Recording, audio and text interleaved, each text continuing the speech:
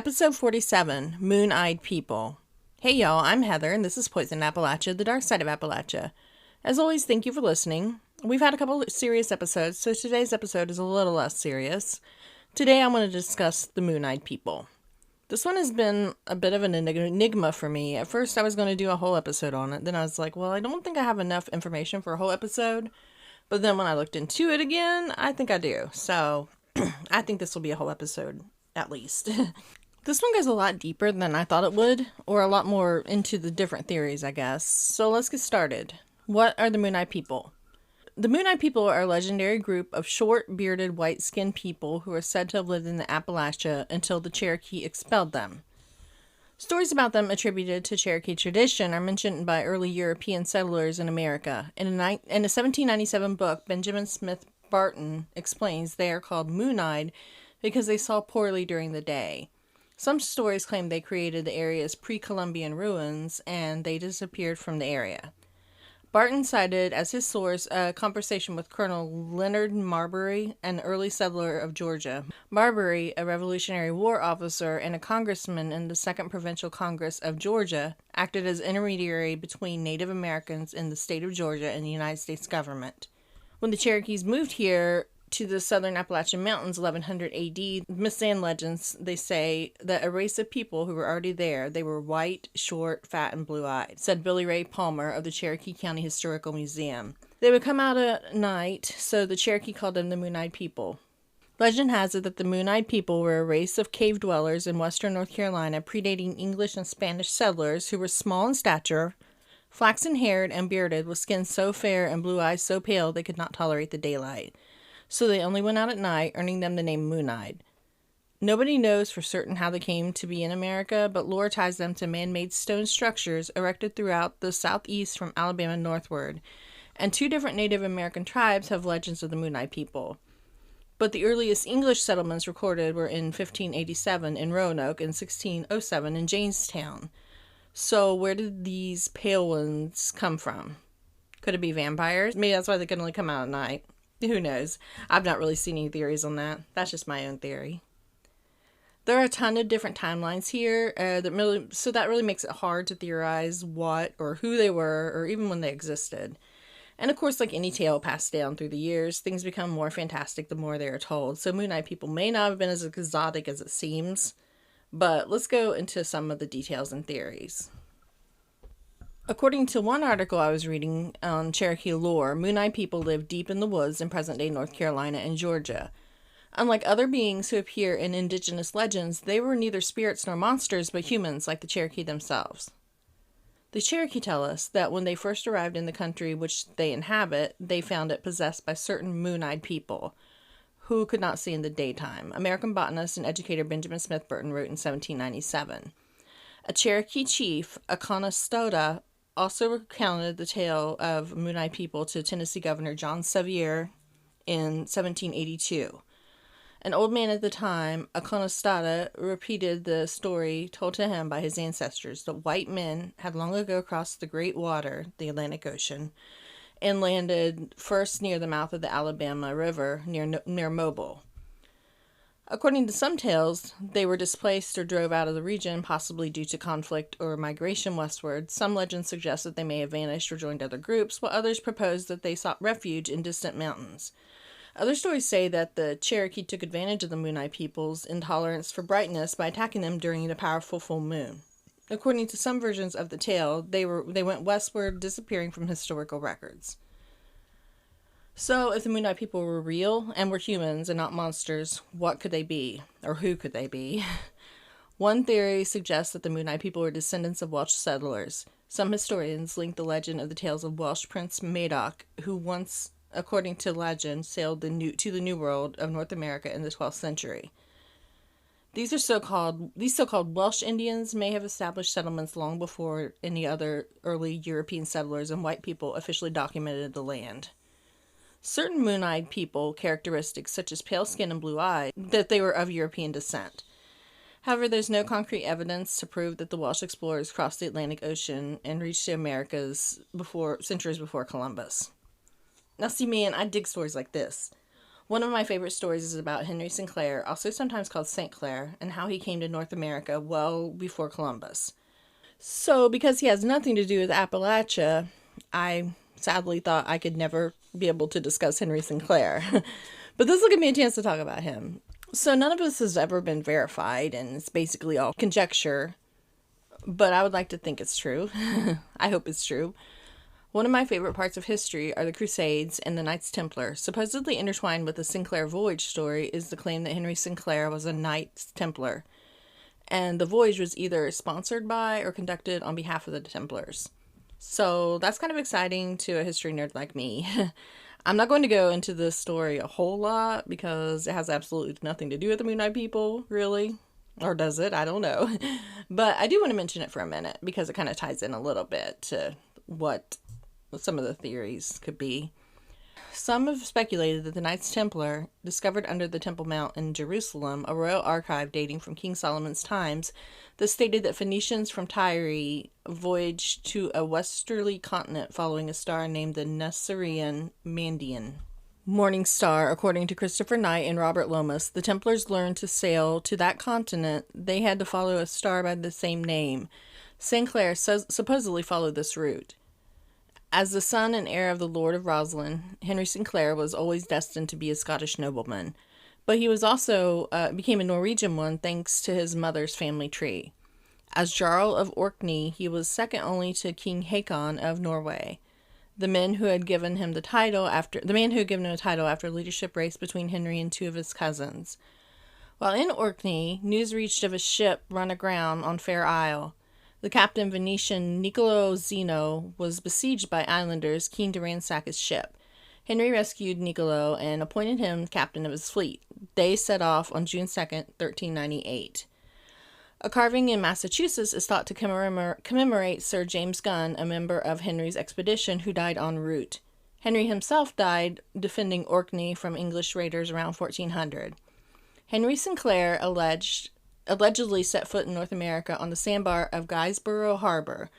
His fleet consisted of 12 ships with 200 to 300 men on board, a considerable force designed to be self-sufficient, made up of sailors, soldiers, sailmakers, carpenters, armorers, and farming monks. On seeing a smoking mountain in the distance, he set a party of 100 soldiers to investigate. On their return, they spoke about a spring of pitch running into the sea, the friendly Micmac people, and about an abundant supply of food. On hearing this, Henry sent his fleet back to Orkney, keeping only the rowing boats for himself. This was not an act of singular courage, but proved quite conclusively that his voyage had been made with a view to exploration and discovery in the wake of his Viking forebears, whose sagas he had listened to as a child. He built a ship to take him to the eastern seaboard of America. He may have even had himself a small castle at New Ross, where there are some interesting foundations to suggest an early stone building. The prevailing winds and tides of the Bay of Fundy took his ship southward to the Merrimack River in Massachusetts, to the same spot where Leif Erikson and Thorfinn Karlsevne had landed 400 years earlier. Undoubtedly, Henry knew of this area from the Norse sagas, and like his forebears, he would have used Block Island as a marker to into Newport, Rhode Island. So one thing I think is compelling that he made it to America is Henry's grandson William built Rosslyn Chapel in the 15th century, and among its exquisite carvings are ears of maize, unknown in Scotland at the time because Columbus hadn't yet visited the New World to discover corn on the cob.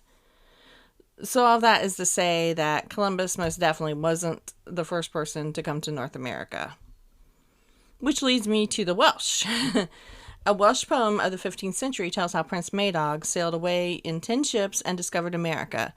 The account of this discovery of America by a Welsh prince, whether truth or myth, was apparently used by Queen Elizabeth I as evidence to the British claim to America during its territorial struggles with Spain. So who was this Welsh prince, and did he really discover America before Columbus? In 1170, he and his brother in 2 ships, the Gorn Gwenat and the Peter Sant, they sailed west and are said to have landed in what is now Alabama in the U.S. Prince Madoc then returned to Wales with great tales of his adventures and persuaded others to return to America with him. They sailed from Lundy Island in 1171, but were never heard of again.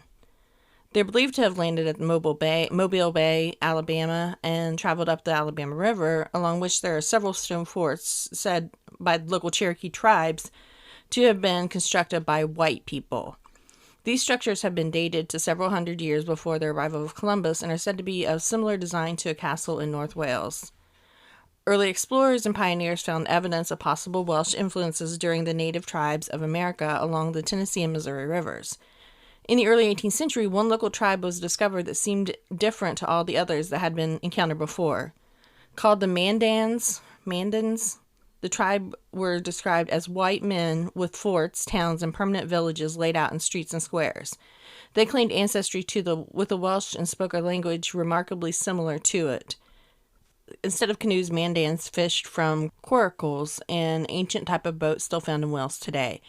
It was also observed that unlike members of the other tribes, these people grew white-haired with age. In addition, in 1799, Governor John Sevier of Tennessee wrote a report in which he mentioned the discovering of 6 skeletons encased in brass armor bearing the Welsh coat of arms.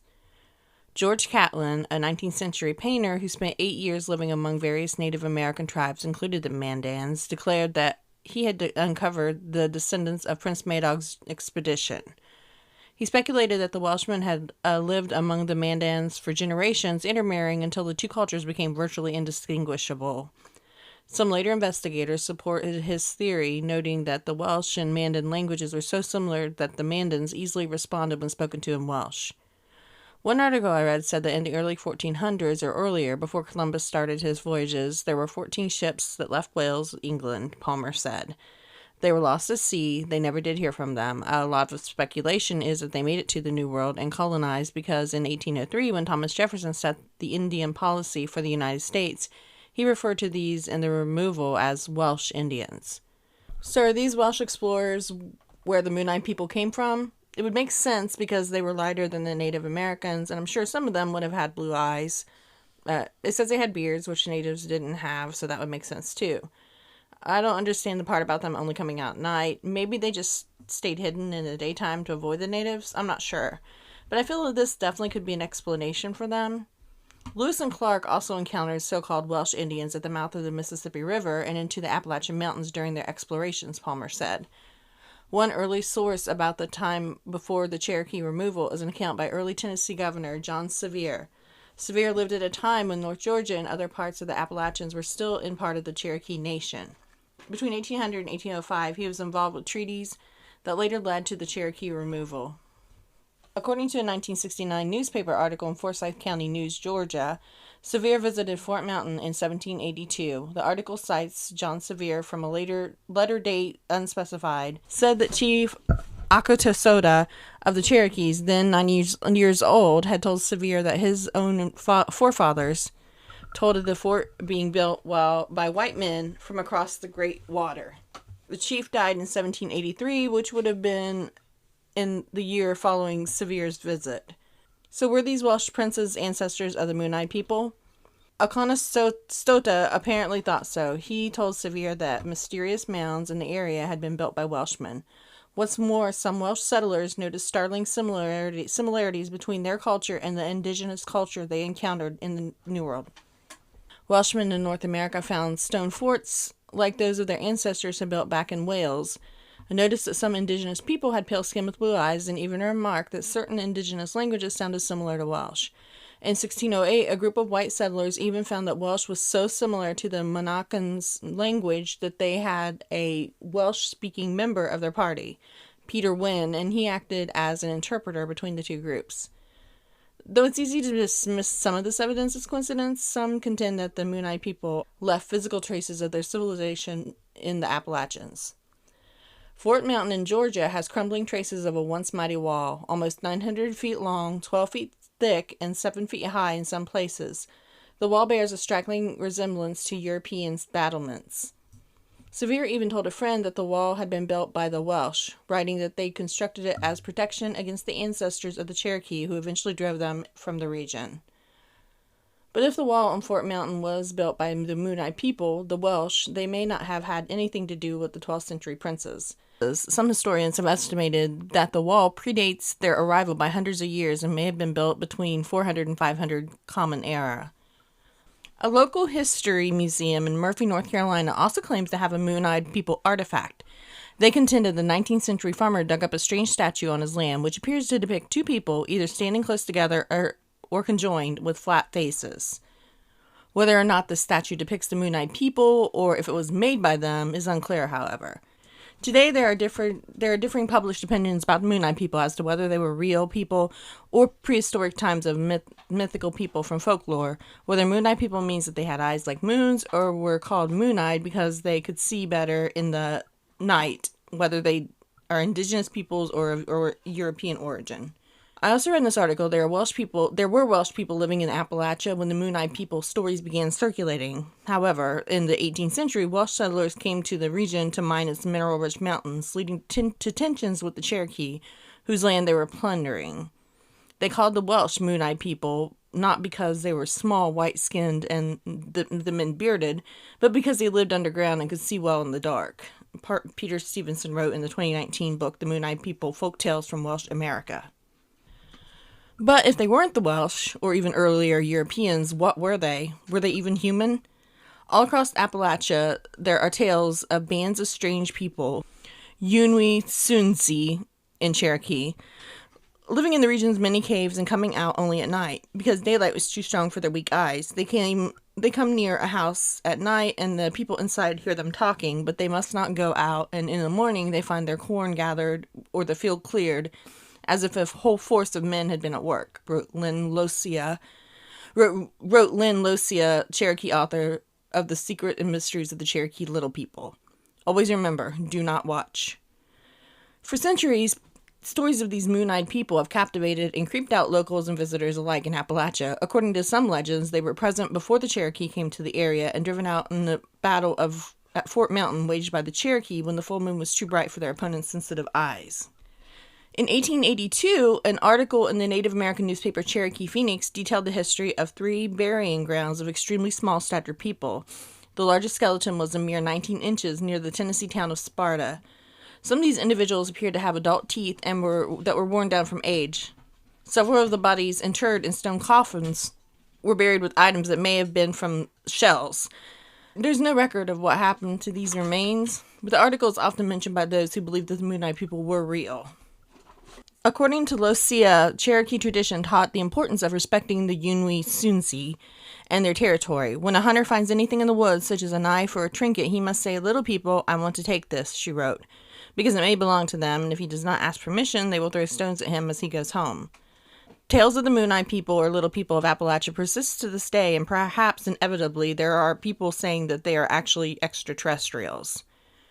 Another article I was reading said legend has it the moon-eyed people were a race of cave dwellers in western North Carolina, predating English and Spanish settlers who were small in stature, flaxen-haired and bearded, with skin so fair and eyes so blue they could not tolerate the daylight. So they only went out at night, earning them the name moon-eyed people. No one knows for certain how they came to be in America, but lore ties them to man-made stone structures erected throughout the southeast from Alabama northward, and 2 different Native American tribes have legends of the moon-eyed people. So what happened to the moon-eyed people? The lore of 2 different native tribes say that they were driven out of the region or driven underground for good.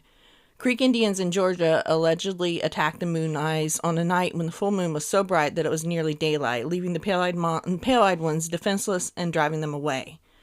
Alternately, the Cherokee drove them westward into Tennessee. According to one Cherokee legend, this wall at Fort Mountain is a remnant of a war that moon-eyed people fought and lost against the neighboring Cherokee nation. Another version is that of the stories that it was the Cherokee themselves who waged war against the moon-eyed people, driving them from their home at Hiwassee, a village near what is now Murphy, North Carolina, west into Tennessee.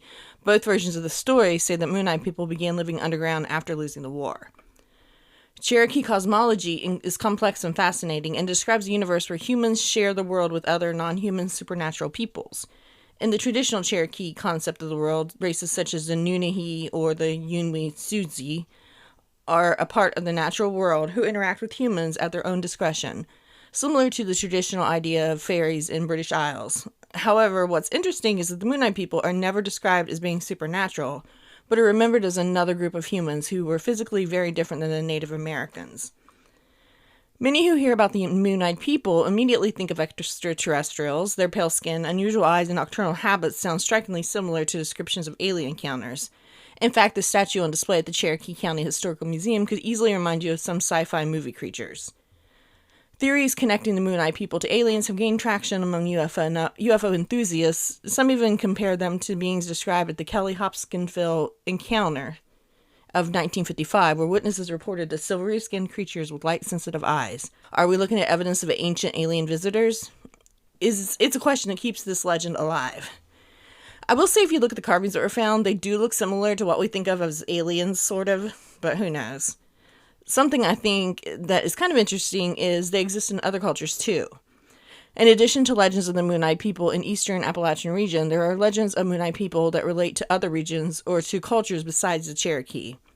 There's a mention of Moon-Eyed People from Cherokee Legends of Ohio. Author Barbara Alice Mann, who identifies herself as Ohio Bear Clan Seneca, suggests that the Moon-Eyed People of the Cherokee tradition were Adena culture, people from Ohio, who merged with the Cherokees around 200 BCE. In Ohio, some link the Moon-Eyed People to the Adena culture, which is known for extensive mound building. Whether the Adena were lighter complexion is unknown, and the connection is speculative, so who knows.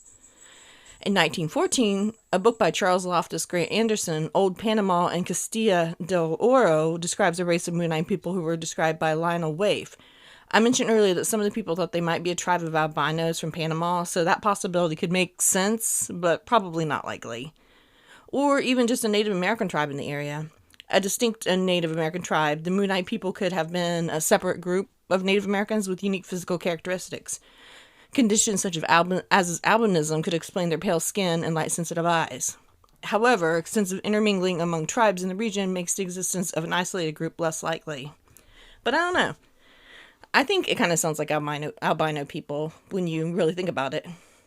Though not tiny or prodigiously magical, these Moon-Eyed People are especially suspiciously close to the traditional portrayals of fairy folk, the little people where they exist in world folklore. The association of supernatural legends and characters with ancient monuments is a pattern seen all over the American Great Lakes.